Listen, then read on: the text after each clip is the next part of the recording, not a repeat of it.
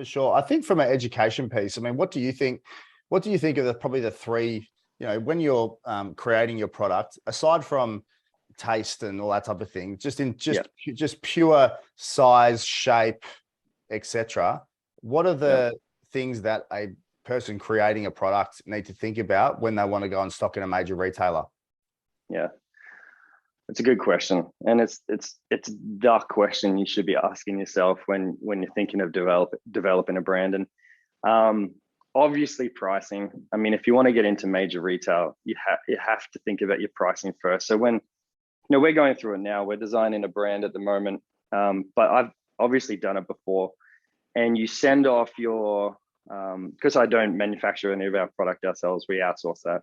And so you're speaking with your manufacturer, and you probably get your samples back to start with, and it's the best product in the world to start with, because you put all your, oh, we want this, we want this, we want this, we want it to smell like this, we want all these great ingredients, we want it to be vegan and natural, and we want eco-friendly packaging and all of it. And so you get your samples in and you say, oh, how much is that going to cost? And it'll be up here, and unfortunately not always you see the best product on shelves.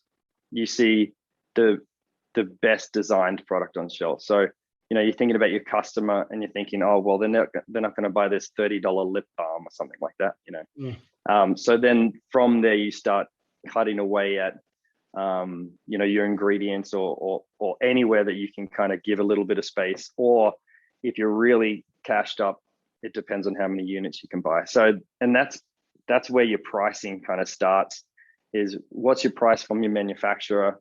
Can you afford to buy that many units to get your pricing down?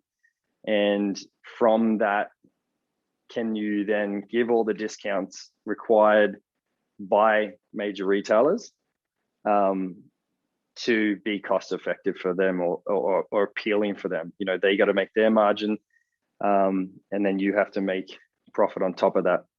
Yeah, and a lot of people forget that it's not just the pricing, it's the promotional activity that you got to commit to as well.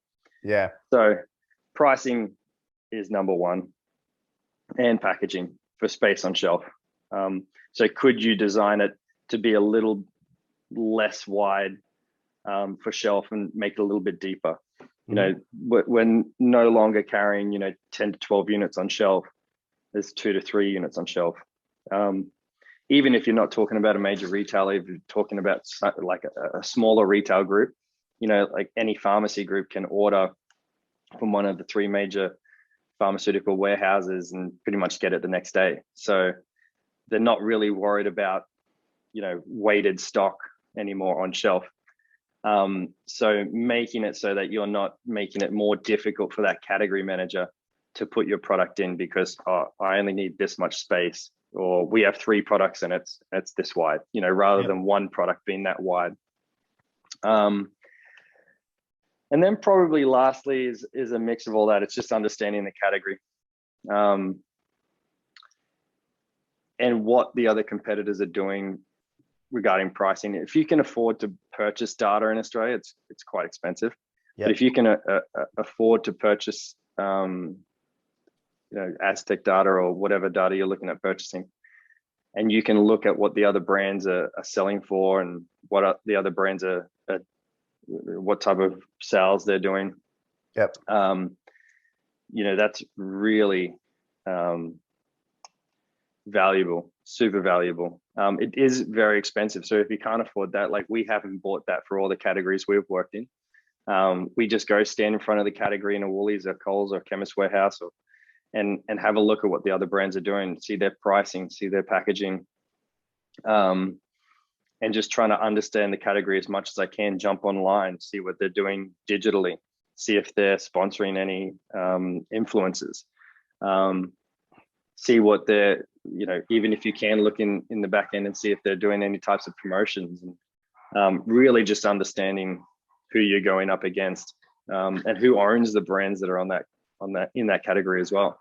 And if they're all owned by the same group. Well, owned by the same group or owned by a really major group that you would struggle to compete with financially. Yeah.